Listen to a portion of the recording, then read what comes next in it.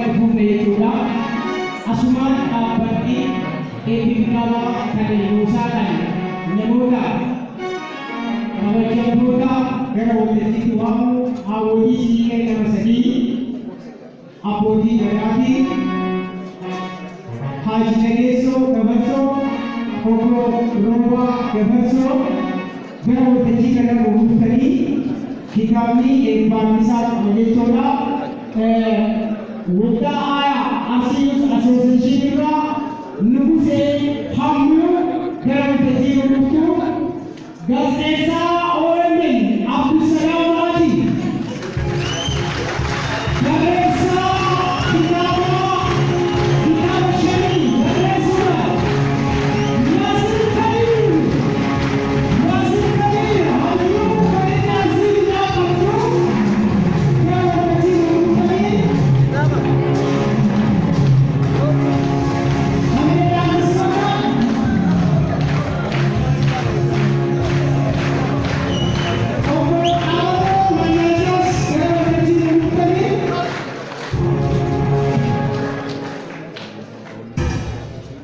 yang kebenaran dalam kaji apa kemudian pinduan TV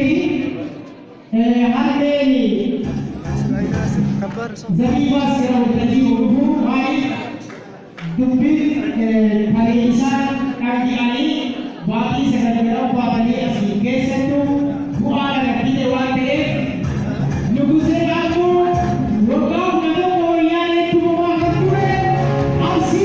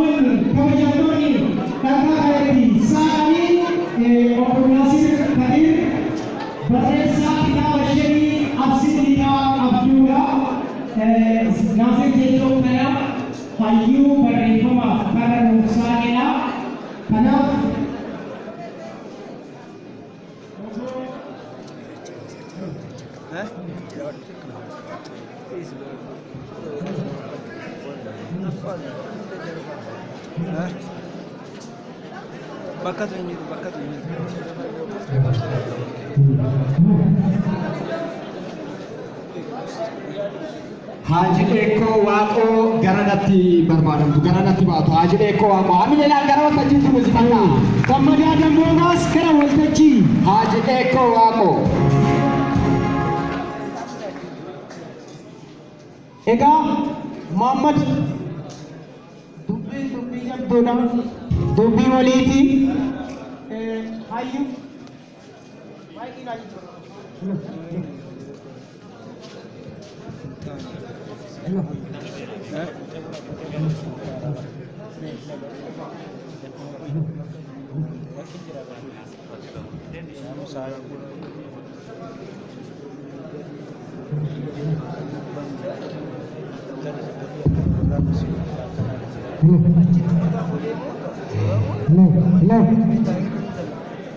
bakka bu'aa kantiibaa bulchiinsa magaalaa Dodolaa obbo Ahmad Bekee gara waltajjii nu dhufanii egaa guyyaa hedduu badhaafamaa fi kabajamaa guyyaa har'aa kana hayyoonnii fi akkasumas manguddoonni abbootii gadaa barreessitoonni adda duree ta'an akka Naasir Kadirii Zabiibaa Roobaas dabalateetiin nama no hafeetu jira waan ta'eef itti gaafatamaa waajjira aadaa fi turizimii bulchiinsa magaalaa Dodolaa obbo Abdurrahmaan gara waltajjiitti yaase. Obbo Abdurrahmaan dhiifama nama keenya waan ta'eef hin hafu maaf afaami abbaa sagantaatu isaa amma qajeeluma gara sirna eebba kitaabaatti seennaa faaya Oromiyaa Promotion Awwal Daddafoo isa kitaaba kana fudhateetiin mantassuudhaan qulqullinaan akka guyyaa har'aatiin ga'u taasise mee aminee kennaafi isaafis gabaabamatti Naasir Kadir hayyuun manxasa adda dureedhaan akkasumas akkaataa sirna saaqiinsa eebbaa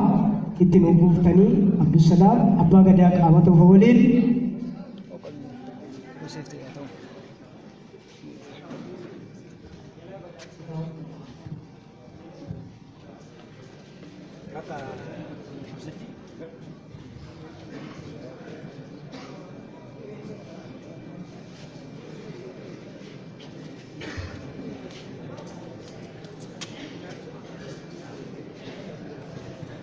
amma sagantaan tokko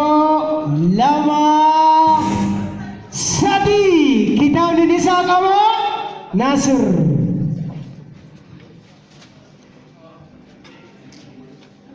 saaqamee jira yeroo ammaa kana yaadannoo hinduunii fi akkasuma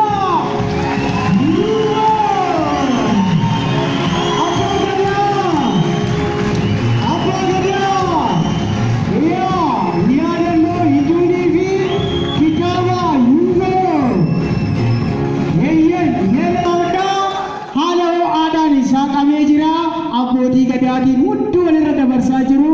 hawwatiin siiqqee ililtaa keessanii caqafamu nuuf ilicha yeroo tokko hawwanni siiqqees afottas naabaa agaranu darana boota afottas naabaa kabajaan keessan sirrima afotti as naabaa isinillee kitaaba harkaan qabdanii saaquu dirqama waan ta'eef darana naabota mataraan keessanii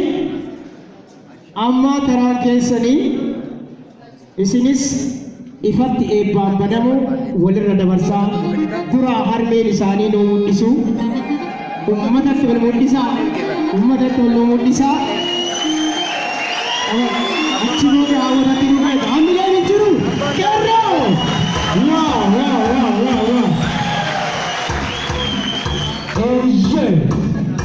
hawwanni hundinuyyuu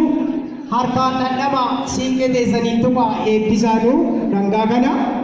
itti aansuudhaan dhandhamni isaan dhangaalee asuma irratti raawwannaa dhangaan sun gara waltajjii nu dhufa kota dhangaa sana Oromoon seera qaba seenaa qaba dhangaa daraaraa qaba mijuu qaba akkasuma fiixaa qaba jechuudha. Kanaaf kun asitti nu qopheessitanii sirna dhandhammii abbootii gadaatiif hawwataa